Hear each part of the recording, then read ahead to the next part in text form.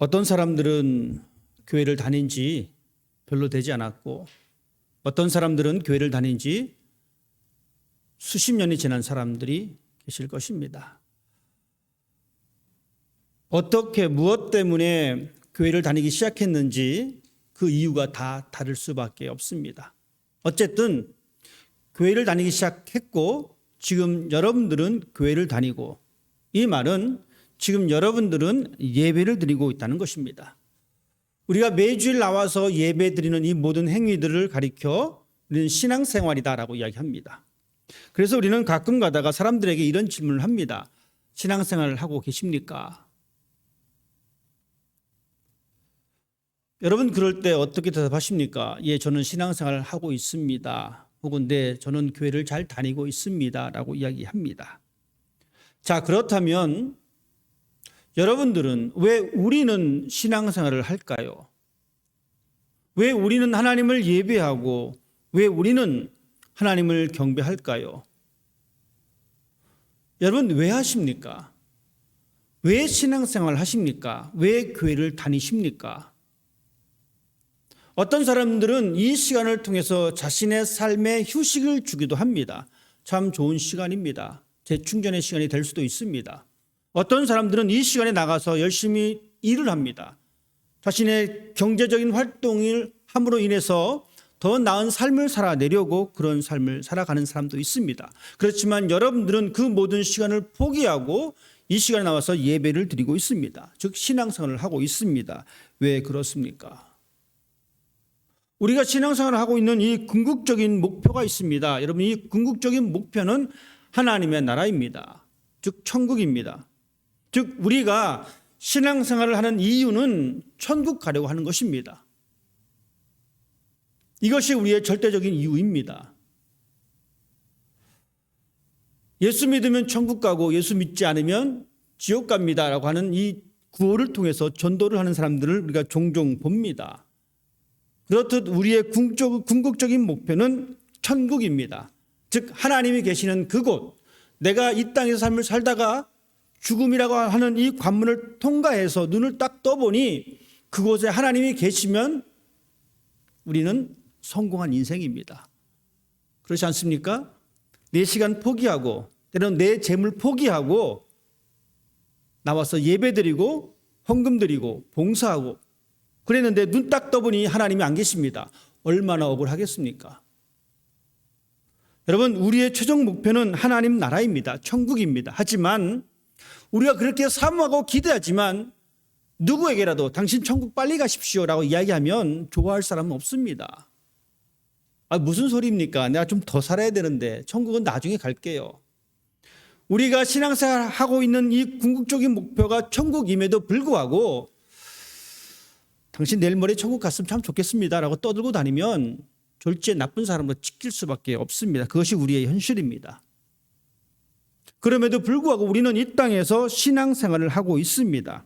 여러분 이 신앙생활의 궁극적인 목표가 천국이지만 이 천국은 미래적인 사건입니다. 아직 오지 않은 사건입니다. 이 목표도 미래적인 목표입니다. 아직 우리는 완전하게 이 땅에 하나님의 나라를 경험할 수가 없습니다. 물론 우리는 이 땅에서 하나님의 나라를 경험하면서 살아가고 있습니다. 하지만 이것은 온전한 것이 아닙니다. 그렇기 때문에 우리가 이 땅에서 신앙생활을 하는 것이 내 신앙생활의 궁극적인 목표는 천국 가는 것이야 라고만 단정 짓게 된다면 우리는 이 땅의 삶이 때로는 힘들어집니다. 버거워질 수가 있습니다. 왜냐하면 천국은 가급적이면 늦게 가려고 하고 그 시간이 점점 더 멀리 있기 때문에 그렇습니다. 그렇다면 지금 내가 교회 다니는 이유, 지금 내가 하나님을 예배하고 지금 내가 신앙생활을 하고 있는 이 이유는 과연 무엇이 되어야 할까? 여러분 이것은 바로 우리의 삶을 재해석하는 과정입니다. 신앙생활은 우리의 삶을 다시금 뒤돌아보고 다시금 해석하는 과정입니다. 신앙생활을 한다라고 해서 우리의 상황이 남들보다 훨씬 나아지는 것은 힘듭니다. 여전히 우리의 삶은 가난의 연속이고, 여전히 우리의 삶은 아픔의 연속이고, 여전히 우리의 삶은 괴로움의 현장입니다. 신앙생활을 아무리 열심히 해도 때로는 우리의 상황이 바뀌지 않습니다.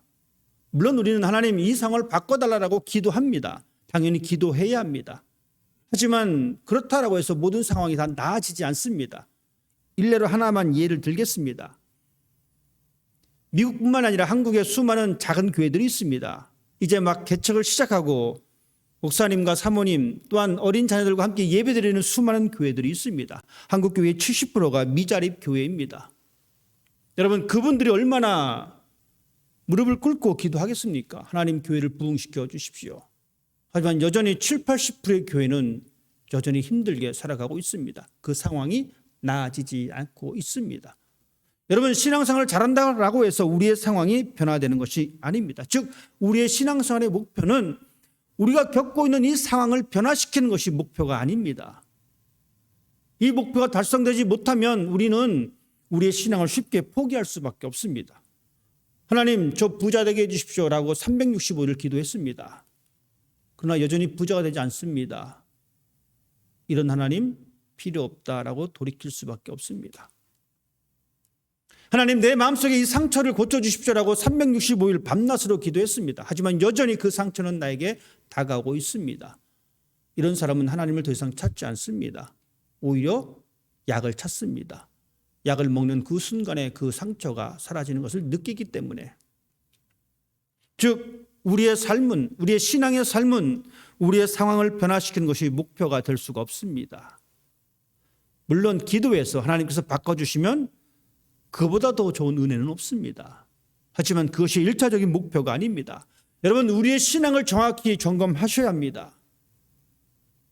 비록 더디게 간다 할지라도 우리는 우리의 신앙의 목표를 다시 받아들이셔야 합니다. 여러분, 신앙의 목표는 우리의 삶을 다시 해석하는 능력을 키우는 과정입니다. 신앙이 성숙하면 성숙할수록, 하나님과 관계가 깊어지면 깊어질수록 우리는 이 상황을 변화시키기보다는 이 상황을 받아들일 수 있는 사람으로 변화됩니다. 여러분, 이것이 신앙입니다.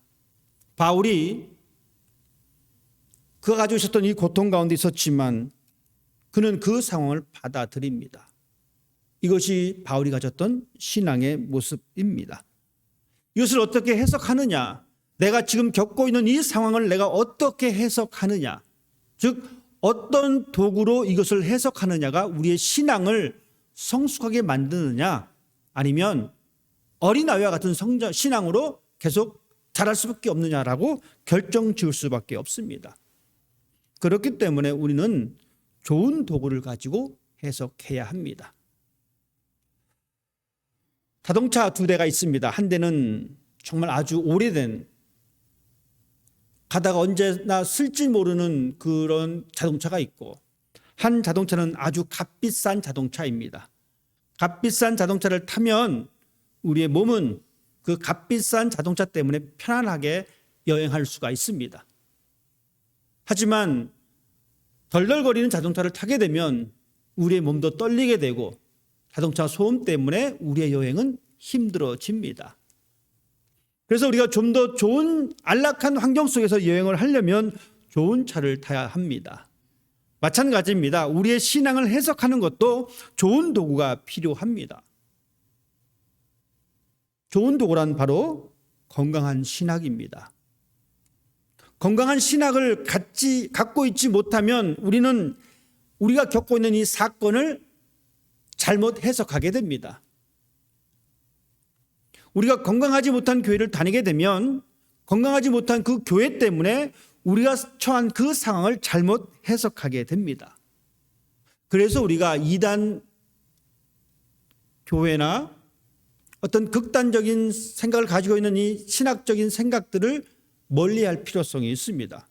그렇지 않으면 우리는 극단적으로 해석을 해버립니다. 나에게 닥쳐진 이 고통도 극단적으로 해석해버립니다. 아, 하나님이 나를 치셨구나. 그래서 내가 이렇게 벌을 받고 있구나 라고 극단적으로 생각해 버립니다. 그리고 모든 생각을 그렇게 집중시켜 버립니다. 그러한 신앙을 갖게 되면 우리의 삶은 피곤해집니다. 뭐 하나 자유롭게 무엇을 할 수가 없습니다. 우리 애가 조금 잘못돼도 하나님이 우리 애를 치셨구나. 이렇게 해석해 버리기 때문에 그렇습니다. 그렇기 때문에 건강한 신학과 건강한 교회관을 통해서 우리의 삶의 모든 모습들을 해석해야 합니다. 오늘 우리가 읽은 이 요셉은 어떻습니까? 요셉은 충격적인 사건을 경험한 사람입니다. 다른 사람이 나를 배신해도 가슴에 대못이 박히는데 그래도 한 아버지 밑에서 자란 형들에 의해서 꿈에도 상상 못한 그 배신을 당했습니다. 어린 나이에 얼마나 그 충격이 컸겠습니까? 우리가 그것을 트라우마라고 이야기하죠. 이 트라우마를 안고 있는 사람들은 어떠한 것을만 봐도 그 행동이 자유롭지가 못합니다. 그 마음의 심장이 울컥울컥 뜁니다. 참 부끄러운 이야기지만 한국의 성수대교라고 하는 이 한강을 가로지르는 이 다리가 무너진 사건이 있었습니다. 그 사건을 경험했던 한 사람은 이렇게 말합니다. 버스를 타고 가다가 다리만 지나가면 심장이 급하게 요동친다고 합니다. 그래서 앉아있다가도 앉아있을 수가 없다고 합니다. 그 정도로 큰 충격이 오랫동안 지속됩니다. 참 가슴 아픈 일입니다. 여러분, 요셉이 그러한 일을 겪었습니다. 형들에 의해서 배신을 받았습니다. 당했습니다. 그리고 그는 그것도 모자라 노예의 신세로 전락해 버렸습니다. 노예까지 좋습니다. 한만합니다. 참을만 합니다. 그런데 어떻습니까? 이제 노예 생활에, 즉 하인 생활에 좀 익숙해져 살만하니까 이번에 더 나쁜 곳으로 전락해 버립니다. 감옥에 들어가게 되었습니다. 처음 시작은 형들에 의한 배신입니다. 한 단계 추락했습니다. 노예 할만합니다. 또 한 단계 더 내려갑니다. 감옥입니다. 어린 마음에 그 마음의 분노가 여러분 얼마나 컸겠습니까? 누군가로부터 형제에 대한 이야기만 듣게 되면 그 옛날 어린 소년이 그 물구덩이에서 형들을 불렀던 그 애절한 그 시간들이 생각이 왜 안 났겠습니까? 애써 요셉은 자기는 고아다라고 애써 다짐했는지도 모릅니다. 나에게 형들은 없어. 나에게 자녀, 식구는 없어라고 외쳤는지도 모릅니다. 이런 아픔의 시간을 지냈던 요셉 앞에 드디어 형들이 등장합니다. 요셉은 그 형들을 시험합니다. 이 형들이 여전히 악한 사람인지 아니면 좀 변했는지. 감사하게도 형들은 변했습니다. 그래서 형들은 자신이 했던 일들에 대해서 남에게 책임을 전가하는 것이 아니라 자기가 책임을 지겠다라고 앞장서는 모습을 보게 됩니다. 이 모습을 보고 요셉은 오늘 본문에 기록된 것과 같이 자신을 요셉이라고 밝힙니다. 자신이 요셉이다라고 밝혔을 때에 이 형들의 충격은 여러분 얼마나 컸겠습니까? 그렇게 아우성쳤던 동생을 매몰차게 팔아 넘겼고 죽었다 셈 쳤는데 그 동생이 자기 앞에 있습니다. 이제 우리는 죽었다. 다음 한 시간 후는 필요 없어. 이제 당장 우리는 이제 죽었어라는 생각이 들 수밖에 없습니다. 하지만 더 놀라운 사건이 벌어집니다. 이러한 현실 속에서 요셉은 형들을 안심시킵니다. 그 옛날 그렇게 처절하게 아픔을 가졌던 이 요셉은 그 형들을 안심시킵니다. 그리고 내게로 가까이 오십시오. 걱정하지 마십시오. 무서워하지 마십시오. 두려워하지 마십시오. 그리고 요셉은 형들을 안고 같이 웁니다. 요셉은 이 사건을 통해서 형들을 만나면서 이렇게 이야기해주고 있습니다. 5절 말씀은 이렇게 기록합니다. 당신들이 나를 이곳에 팔았다고 해서 근심하지 마소서, 한탄하지 마소서. 하나님이 생명을 구원하시려고 나를 당신들보다 먼저 보내셨습니다. 요셉이 겪었던 이 놀라운 사건을 통해서 요셉은 형들에게 한마디 원망과 한마디에 아쉬운 소리도 하지 않습니다. 그는 대신 이렇게 말합니다. 하나님께서 생명을 구원하시려고 나를 당신들보다 먼저 보냈습니다. 그리고 또 8절에서 또 이야기합니다. 나를 이리로 보낸 이는 당신들이 아니요 하나님이시다. 아픔의 순간이 있었지만 그 순간이 당신들의 어떤 악의가 아니라 그건 하나님께서 나를 이곳에 보내셨다라고 이야기합니다. 해석의 차이입니다. 요셉 앞에 섰던 이 형들은 자기들이 한 잘못 아닌 잘못 때문에 벌벌 떨고 있는 그때에 요셉은 말합니다. 내가 요셉입니다. 라고 했었을 때에 형들은 어떤 생각이 들었을까요? 이제 우리는 죽은 목숨이다. 여러분 여기서 그래도 뭐 동생이니까 뭐 살려주겠지라고 생각할 사람이 누가 있겠습니까? 우리가 누군가의 돈을 훔쳤습니다. 그래서 뭐 천불을 훔쳤다라고 생각해 보십시다. 이 천불을 훔친 게 딱 걸렸어요. 그러면 우리는 당연히 큰일 났다. 경찰서에 잡혀가거나 무슨 나겠다 라고 하고 생각하고 있는데 갑자기 돈의 주인이 나타나서 하는 말이 괜찮아. 내가 어차피 너 주려고 그랬어 라고 했었을 때에 천불은 충분히 이해할 수 있습니다. 하지만 그 액수가 커지면 어떻습니까? 10만 불을 훔쳤는데 그 10만 불 괜찮아 라고 했을 때에 형들의 해석은 이제 죽었다 였지만 요셉의 해석은 달랐습니다.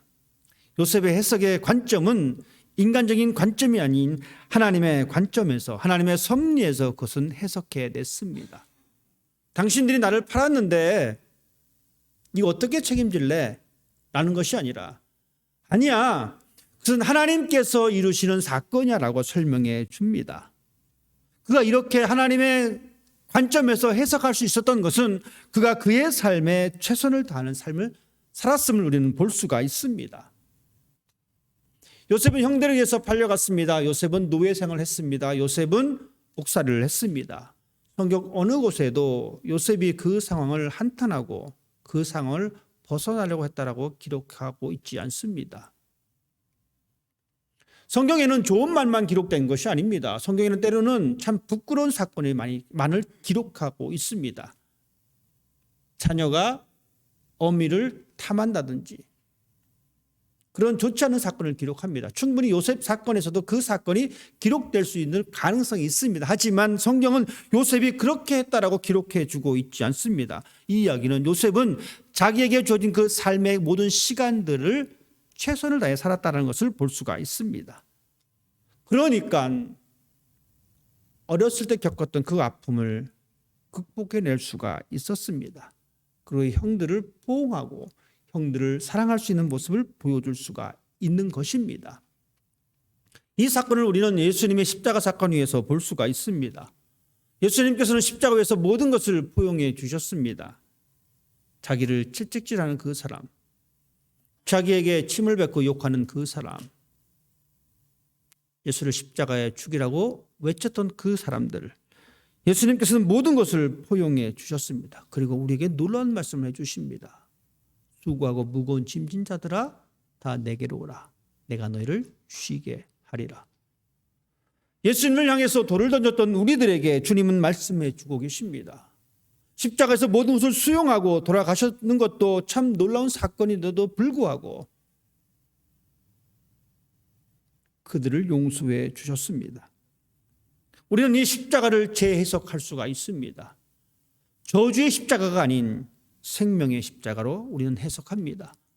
죽음의 십자가가 아닌 구원의 문으로 우리는 해석합니다. 이것이 신앙인의 모습입니다. 마치 요셉이 그렇게 했던 것과 마찬가지로 요셉은 인생의 고난을 하나님의 섭리의 차원에서 받아들이고 해석했습니다. 노예의 삶을 살았지만, 옥살이의 삶을 살았지만 그 삶에 하나님께서 개입하셨다라는 사실을 잊지 않았습니다. 그러니 하나님께서 요셉을 형들과 만나게 했었을 때에 요셉은 그렇게 말할 수가 있었던 것입니다. 하나님께서 생명을 구원하시려고 나를 당신들보다 먼저 이곳에 보냈습니다. 7년 대환란을 준비하시려고 하나님께서 보내셨다라고 그는 이야기합니다. 요셉은 하나님을 의식하고 살았습니다. 매 순간순간, 매 사건마다 이것은 하나님의 분명한 선하신 섭리가 있을 거야.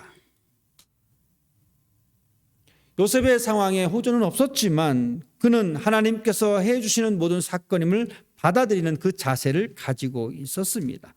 그러기에 그는 형들을 받아들일 수가 있습니다. 형들을 안아줄 수가 있었던 것입니다. 하나님의 섭리를 알았던 이 요셉은 그 고난을 이겨낼 수가 있었습니다. 고난이 그의 삶을 주저앉힐 수가 없었습니다. 왜냐하면 그는 하나님의 섭리를 알고 있었기 때문에 그는 고난 가운데 절망하지 않았습니다. 주어진 노예의 삶에 최선을 다해 살았고 주어진 감옥살이의 삶도 최선을 다해서 살았습니다. 그리고 그는 그 모든 사건마다 하나님의 선한 의도를 찾으려고 애썼던 사람임을 우리는 깨달을 수가 있습니다. 하나님의 선하신 의도를 찾으려고 애쓰니까 그 시간을 견뎌낼 수가 있습니다. 어머니들에게 있어서 해산의 고통은 참 힘든 고통이다라고 이야기합니다. 하지만 이 해산의 고통을 이겨낼 수 있는 것은 출생의 기쁨이 있기 때문에 그 새로운 생명을 안고 바라볼 수 있기 때문에 그 해산의 고통을 이길 수 있다라고 이야기합니다. 하나님의 손길이 있음을 알기 때문에 때로는 내가 지금 종살이의 삶을 살고 있다 할지라도 하나님의 손길을 알고 있기 때문에 내가 지금 힘든 이 감옥 같은 삶을 살아가고 있다 할지라도 그래 하나님께서 선하게 분명히 사용하실 거야 라고 하는 믿음을 갖고 있다라면 우린 요셉과 같이 다른 사람을 포용할 수 있는 사람이 될 수가 있습니다. 그래서 욥은 이렇게 고백하고 있습니다. 나의 가는 길을 오직 그가 아시나니 그가 나를 단련하신 후에는 내가 정금같이 나오리라. 요셉의 고백이 욥의 고백이요. 욥의 고백이 여러분의 고백이 되기를 주님의 이름으로 부탁드립니다. 이것이 우리가 신앙생활을 하고 있는 이유입니다. 죽어서 천국 가려고 거기에만 매달려 있는 것이 아니라 나에게 주어진 삶을 내가 어떻게 해석하느냐. 이것이 우리의 신앙의 과정의 사건임을 여러분 기억하십시다. 하나님께서는 생명을 구원하기 위해서 사람을 준비하셨습니다. 요셉이 말한 것처럼 하나님께서는 생명을 구원하시려고 나를 이곳에 당신들보다 먼저 보냈다라고 이야기하고 있습니다. 요셉은 정말 파란만장한 삶을 살았습니다. 충분히 우리는 이러한 환경 가운데 이렇게 하소연할 수가 있습니다. 하나님, 왜 하필 나입니까? 왜 이 아픔을 내가 겪어야 합니까? 내가 이 고통을 왜 우리 가정이 겪어야 합니까? 우리는 이렇게 한탄하고 우리 자신을 원망 가운데 불어넣을 수도 있습니다.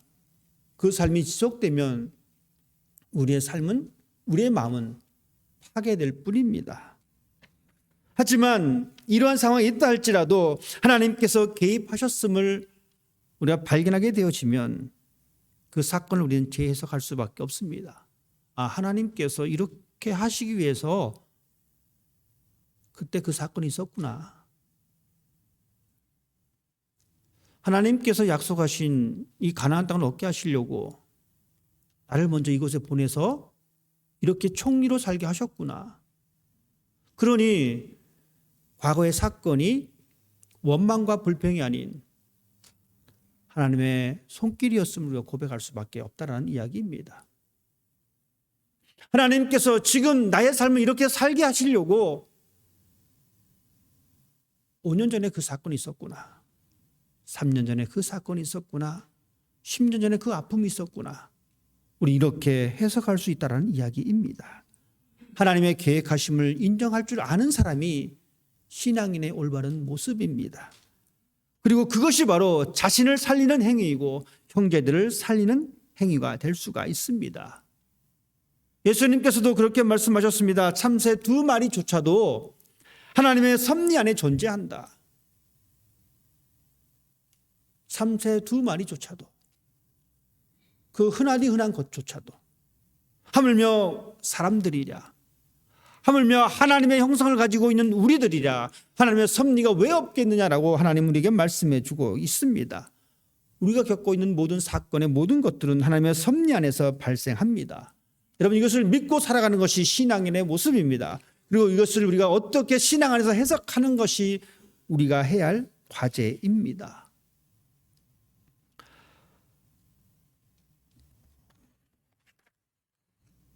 스웨덴에 가스펠 가수가 있습니다. 이 사람의 이름은 레나 마리아라는 사람입니다.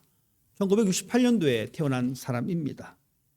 이 사람이 태어날 때 어떻게 태어났냐면 두 팔이 없이 태어났습니다. 다리도 한쪽은 길고 한쪽은 짧게 태어났습니다. 너무나 충격적인 모습 때문에 의사조차도 이 아이를 어머니에게 보여주기를 꺼려했습니다. 3일 동안 이 어머니에게 이 아이를 보여주지 않았습니다. 그리고 이 아이를 어떤 위탁한 곳에 보내려고 했습니다. 하지만 독실한 크리스천이었던 이 어머니는 이 아이를 양육하게 되었습니다. 이 마리아는 그렇게 정상적인 몸이 아님에도 불구하고 수영을 시작했고, 그는 장인 올림픽에 나가서 금메달을 수상하게 됩니다. 그리고 그는 책을 씁니다. 그 책의 이름이 바로 발로 쓴 내 인생의 악보라는 책입니다. 그는 이 책을 통해서 이렇게 간증하고 있습니다. 저는 제 삶이 주는 모든 것에 감사하는 마음으로 노래를 부릅니다. 세상의 모든 사람들은 고귀합니다. 하나님께서는 우리 개개인을 특별한 목적과 남다른 이유에 따라 창조하셨습니다. 우리들 모두는 서로 다릅니다. 아마도 우리 인생은 어떤 때는 부족하게 살 때가 있고 어떤 때는 아무것도 없이 지내기도 합니다. 저는 두 팔이 없습니다. 그러나 노래를 잘하는 목소리를 지녔습니다. 당신이 돈이 없다는 것, 배운 게 없다는 것, 또한 온전한 신체를 가지지 않았다는 것은 중요하지 않습니다. 당신은 당신 나름대로 주변 사람들에게 무엇인가 중요한 것을 가졌습니다. 우리 모두는 각기 동등한 가치와 삶의 의미를 가지고 있으며 소중한 존재인 것입니다. 멀쩡한 신체를 가지고도 꿈을 위해 도전할 줄 모르는 것이 바로 장애입니다. 어떤 어려움이 있더라도 한계를 극복하기 위해 도전하는 순간 당신은 이미 승리자입니다. 아마도 제가 팔과 다리가 있고 평범했다면 아시아에서 그렇게 관심을 받지 못했을지도 모릅니다. 그래서 저는 종종 제가 장애인 것을 감사합니다. 장애는 하나님이 내게 주신 특권입니다.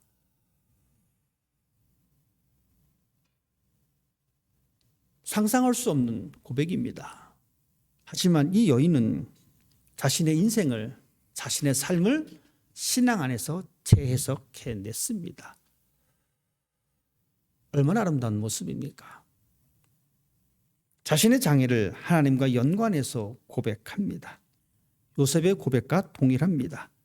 7절에 요셉의 고백이 이렇습니다. 하나님이 그 큰 구원으로 당신들의 생명을 보존하고 당신들의 후손을 세상에 두시려고 나를 당신들보다 먼저 보내셨습니다. 하나님은 이 여인을 통해서 하나님을 드러내셨습니다. 이 여인의 찬양을 통해서 수많은 영혼에게 울림을 줬습니다. 하나님은 이렇게 우리의 사건을 개입하실 때에 때는 그 사건이 부당하다라고 느낄 때도 있습니다. 하지만 그것을 어떻게 해석해내느냐. 하나님을 믿겠다라고 했던 사람은, 적어도 하나님을 따르겠다라고 했던 사람들은 우리는 이러한 해석에 근접해야 합니다. 하나님께서 나에게 이러한 사건을 주셨구나. 하나님께서 이 사건을 주신 것은 나로 하여금 사람들의 생명을 구원하게 하시려고 이 사건을 나에게 주셨구나. 다른 사람을 살려내게 하시려고 하나님께서 나에게 이 사건을 주셨구나. 하나님이 나를 이 땅에 보내신 분명한 목적, 하나님이 이 땅에 삶을 살게 하면서 겪게 되는 이 모든 사건들의 목적이 있음을 여러분 기억하십시다. 그래서 그 목적을 통해서 영혼 구원의 도구로 사용될 수 있는 여러분이 되시기를 바랍니다. 삶의 재해석은 반드시 필요합니다. 그것도 성경으로, 말씀으로 우리는 그것을 해석해야 합니다. 그때 비로소 우리는 하나님의 섭리를 드러낼 수가 있습니다. 안 될 땐 기도해야 합니다. 인생이 잘 안 풀릴 때가 있습니다. 그렇죠? 여러분 그때 기도하셔야 합니다. 좀 좋게도 감사하게도 인생이 또 잘 풀릴 때가 있습니다. 여러분 그때는 감사해야 합니다. 여러분 지금 상황이 어떻습니까? 여러분 지금 기도의 상황입니까? 감사의 상황입니까? 두 가지밖에 없습니다. 하나님께서는 그 사람을 통해서 우리의 고백을 받기를 원하십니다. 하나님은 요셉의 고백을 통해서 우리의 고백을 듣기를 원하십니다. 나를 당신들보다 먼저 보내신 것은 하나님이십니다. 하나님은 만민의 생명을 구원하시려고 나를 보내셨습니다. 이 고백이 우리 모두의 고백이 되었으면 좋겠습니다. 하나님께서 우리를 세우셨습니다. 하나님께서 우리에게 이 땅의 삶을 살게 하셨습니다. 나에게 주어진 환경을 받아들이고 말씀으로 재해석하고 더 성숙한 신앙인이 되어서 하나님의 생명을 이 세상 가운데 전파할 수 있는 우리가 되기를 주님의 이름으로 부탁을 드립니다. 기도하겠습니다.